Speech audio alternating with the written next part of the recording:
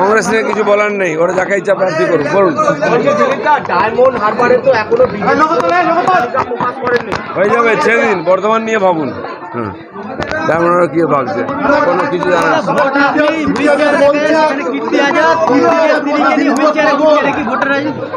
অনেকে হাত ভাঙে, অনেকে পা ভাঙে, অনেকে মাথা ভাঙে, অনেকে হুইল চেয়ারে যায়।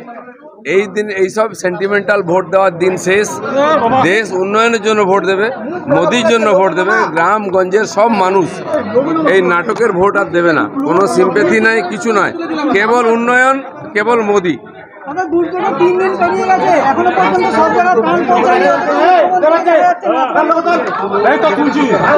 ভাই তোমাদের কোনো প্রশ্ন নেই, খালি ঝগড়া আছে, ফালতু সময় নষ্ট করছে। হয়ে গেছে সকালে প্রেস। হ্যাঁ বলো। বলছে দিলীপ ঘোষ পাগল। কে পাগল সেটা 6 তারিখে 4 তারিখে পরে দেখবেন। এমন হারাবো না, জীবনে ভোটে দাঁড়াবে না। বাংলার মা বোনেদের সঙ্গে ওর কি যায় আছে? বাংলার মা বোনের ওর ভাষা বোঝে? বাংলার মা বোনেদের ভাষা ও বোঝে? তো ওসব আগে নিজের লোকেদের সামলাক। ওনার কথা ওনার পার্টির লোকেরাই বুঝতে পারছে না, মা বোনেরা কি করে বুঝবে? ওকে বাংলার মা বোনেদের কথা ভাবতে হবে।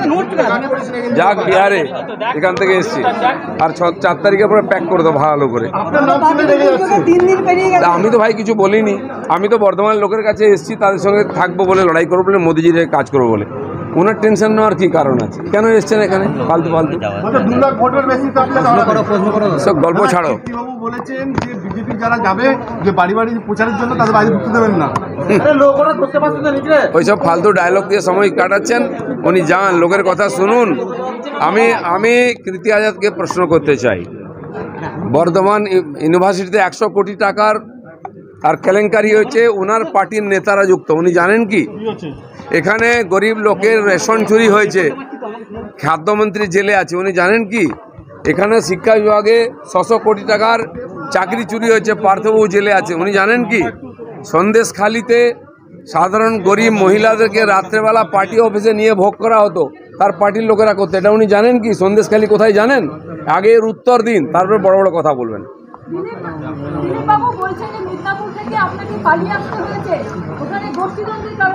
আরে যে পারে সব জায়গায় দাদাগিরি করতে পারে, দিলীপ ঘোষই পারে সারা পশ্চিমবাংলায় দাদাগিরি করতে, সেটা আমি করবো এখানে।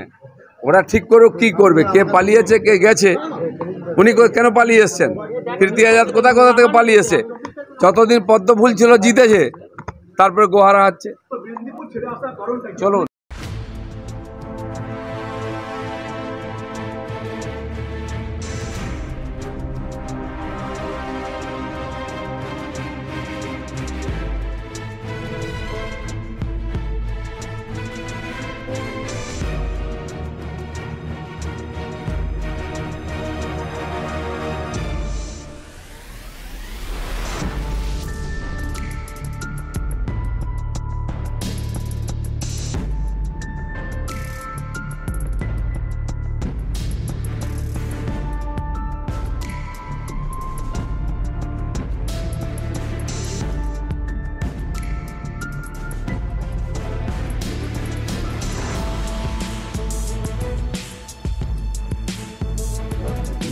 সাধারণ লোক আমাদের একটু মাঠ চাই, খেলাধুলা, সকালে মর্নিং ওয়াক করছে, এখানে সকালে কয়েকশো প্রায় হাজারখানেক ছেলে মেয়ে, একদম বাচ্চা থেকে বৃদ্ধ পর্যন্ত। আমিও আফটার রিটায়ারমেন্ট এখানেই হেঁটে সুস্থ হয়েছি। তো আমাদের একটা ওপেন এয়ার দরকার, আর সরকারি মাঠ ছাড়া তো বেসরকারি কেউ তো জায়গা ছেড়ে দেবে না। তো এই মাঠটা কিন্তু এনক্লোজড হয়ে যাচ্ছে। আমার একটা প্রার্থনা, যদি আপনারা এসে আমাদের জন্য একটু এরকম মাঠ দেন। আর আমার এই মাঠে প্রথম ফুটে আমার এখানে প্রচুর ছেলে মেয়ে, এখন অভাব আছে।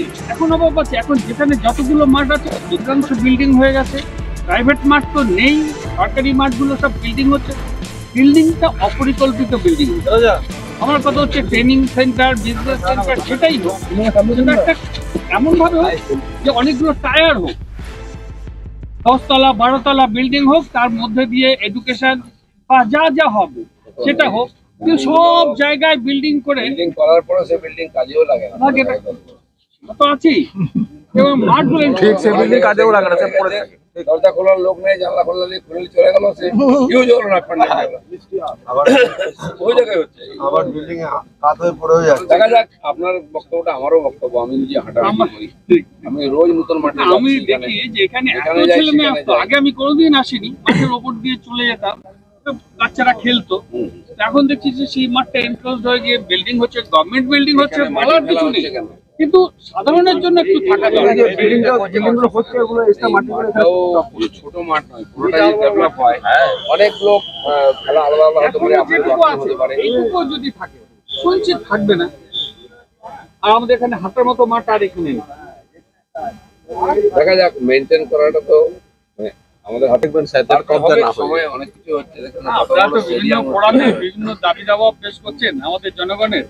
তা আমাদের এই অংশটুকু একটু যদি এই বক্তব্যটা যে আমাদের সকালে স্বাস্থ্য রক্ষার জন্য আমাদের মাঠে বাংলায় প্রতিবাদ করা, আন্দোলন করা একটা ফ্যাশন আছে, কাজ কিছু হয় না, রাজনীতি লাভ না আছে। তবু আমি বলছি, তবু আপনাদের অনেক আমি আবেদন করি না কারো, রাজনৈতিক যে আমি অ্যাকশন করি। বক্তব্য করে আছে, তার মধ্যে যে- আমি অ্যাকশন করি, ওখানে পুরো ময়দানই ময়দান, রেলে পুরো সমস্যা একই, কারো ব্যাপার সম্পত্তি নেই, কেউ দেখে না, যে বাচ্চা বসে যাচ্ছে, যেই নড়াচড়া করবেন, আমাদের এত বছর আছে, তোলা চলবে না, এই করা হচ্ছে, পুরো ঢেকে নিচ্ছে। আমাদের নদী পুরো একটা বড় মাঠ, টিভি ময়দান বড় টাওয়ার আছে, অনেক বছর, অর্ধেকটা কবজা হয়ে গেছে। আর বাংলাদেশ তারা তো ভাই পার্মানেন্ট ভোটার, বলা যাবে না, তার সব অধিকার আছে, আপনি এখানে গেলেও আপনার অধিকার নেই।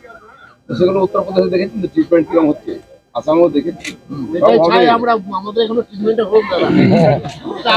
সব হবে, চিন্তা করবেন না।